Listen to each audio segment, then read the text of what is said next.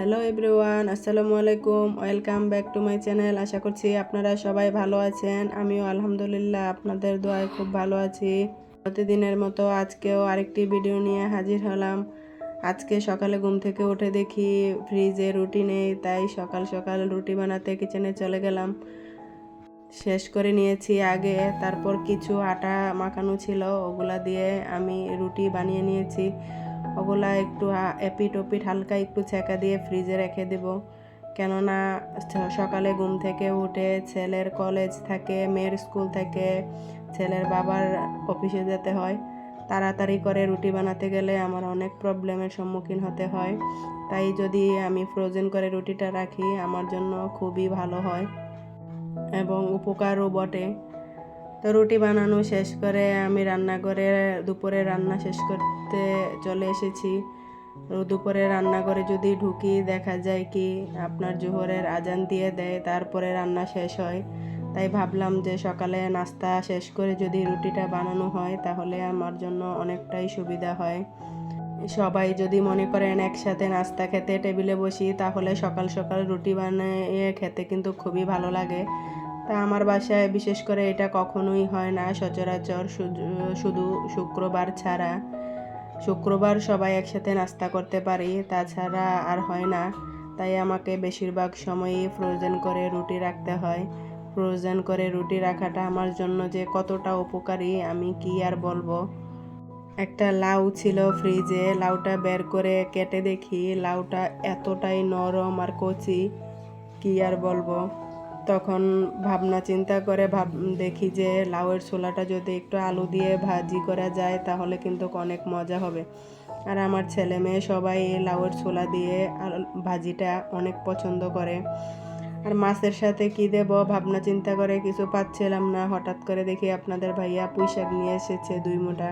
পুঁইশাকগুলা খুবই টাটকা এবং ফ্রেশ ছিল, তাই ভাবলাম যে পুঁইশাক দিয়ে মাছ দিয়ে রান্না করি, এটা আবার আমার খুব ফেভারিট।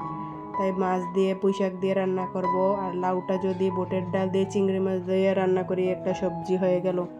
সবজি না হলে আপনাদের ভাইয়া আবার ওরকম ভাতটা খেতে পছন্দ করে না, মাস্ট বি একটা সবজি থাকতেই হয়। সংসারে যত কাজই করি না কেন আমার মনে হয় কাজ শেষ হতেই চায় না, কাজ যেন আমাদের পিছু ছাড়ছে না, একটার পর একটা কাজ করতেই থাকি। রান্না শেষ করতে করতে দেখা যায় কলেজ থেকে ছেলে চলে আসে, তার জন্য আরেকটু তাড়াহুড়ো করতে হয়। ভাবছি যে 1 সপ্তাহ যাবৎ কোনো গোছ রান্না করব না, 15 দিন যাবৎ তো শুধু মাছ মাংসই খেলাম। তাই বাসায় একটু শাক সবজি এগুলো 1 সপ্তাহ খাবো, তারপর ভালো করে মাছ মাংস রান্না করব। এখন দেখি অনেক দিন পর শাক সবজি খাচ্ছি, অনেক ভালো লাগছে। এই তো আপনাদের সাথে কথা বলতে বলতে আমার রান্না প্রায় ঘনিয়ে এসেছে। রান্না শেষ করে ভাবছি বাচ্চাদের খাওয়া দাওয়া করিয়ে ঘুম পাড়াবো। ঘুম পাড়ানোর পর একটু আমাকে বাজারে যেতে হবে, তাই তাড়াহুড়ো করছিলাম যে রান্নাটা কখন কমপ্লিট হবে। রান্না কমপ্লিট হওয়ার চেয়ে আরও বড় ঝামেলা হলো বাচ্চাদেরকে খাইয়ে দেওয়া। বাচ্চাদের যতক্ষণ খাওয়া দাওয়া শেষ না হয় আমার মনে হয় কাজের সম্পূর্ণটা শেষই হচ্ছে না। আমি প্রায় সময়ই বলতাম যদি চাকরি করতাম তাহলে মনে হয় অনেক ভালো হতো।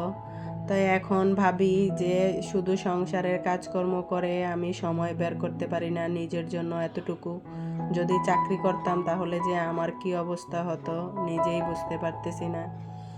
তো সব কমপ্লিট করে আমি একটু বাজারে গিয়েছিলাম, বাজার থেকে টুকিটাকি জিনিস কিনে এনেছি। এগুলো আবার আমার মেয়ে সবসময় বের করে।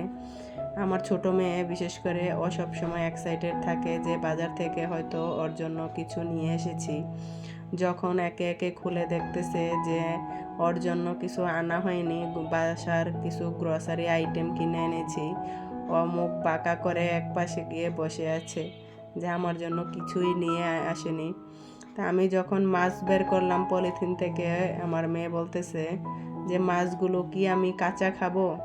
তো এখানে একটা ঠোঙার ভিতরে, আমাদের কুমিল্লার ভাষায় আমরা এটাকে মুরালি বলি, এই মুরালিটা আবার গুড়ের, খেতে খুব মজা। তো এটা এনেছি, যেহেতু কার্টুনের ভিতরে আছে স্পষ্ট দেখতে পাচ্ছে না, ওইটা সিক্রেট হিসেবে নিয়ে এসেছি। এটা একটু শক্ত হলেও খেতে কিন্তু অনেক মজা, খুবই ভালো লাগে আমার কাছে। তো আমি যেই টাইমে বাজারে গিয়েছিলাম তখন মাছ কাটার লোক ছিল না, বাধ্য হয়ে মাছগুলো আমি ফ্রেশ পেয়েছিলাম, তাই অল্প কিছু মাছ নিয়ে এসেছি। বাসায় কাটতে হবে, এখন কি যে কষ্ট লাগতেছে। তো আজকের মতো ভিডিওটি এ পর্যন্তই। সবাই সুস্থ থাকবেন, ভালো থাকবেন এবং আমার চ্যানেলটি সাবস্ক্রাইব করে দিবেন। আল্লাহ হাফেজ।